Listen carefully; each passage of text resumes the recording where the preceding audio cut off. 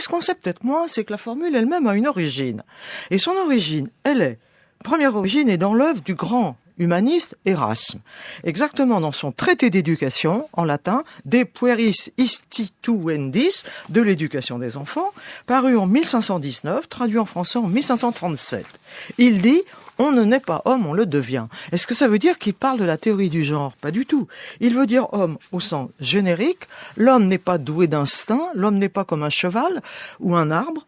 Il doit tout apprendre, et il doit surtout se former. Et cette formation, dit Erasme, c'est pour ça que c'est le départ de l'humanisme de la Renaissance, il la reçoit de l'enseignement, il la reçoit des livres, il la reçoit de la culture. C'est le sens au pluriel du mot humanité. Les humanités, c'est ce qui vous fait un homme, et ça, il faut le devenir. Mais, reculons encore dans le temps, en usant de cette formule, Erasme ne l'inventait pas. Il la reprenait à quelqu'un qu'il avait bien des siècles avant lui prononcé dans un tout autre contexte. Ce quelqu'un, c'est un père de l'Église que vous lisez sûrement régulièrement, Marc, Tertullien. Tertullien était né entre 150 et 160 à Carthage. Il est mort dans la même ville en 220. C'était un berbère qui s'est converti à la fin du IIe siècle. Il écrit une apologétique, art de défendre et d'expliquer sa position. Il dit: nous sortons tous des rangs des infidèles et des incroyants. On ne naît pas chrétien, on le devient.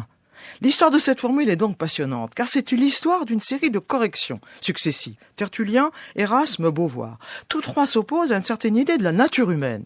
Pour Tertullien, la nature humaine doit être rejetée par la conversion, par le changement radical. Se convertir, étymologiquement, c'est se tourner vers Dieu, et donc se comporter autrement, se comporter d'une autre manière. Deuxième point, pour Erasme maintenant.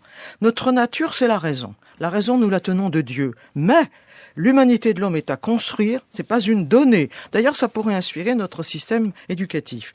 La rupture vient de ce qu'il va confier la tâche à la culture antique dont Tertullien se moquait, il la méprisait complètement. Qu'importe Platon, disait-il, quand on a eu Dieu.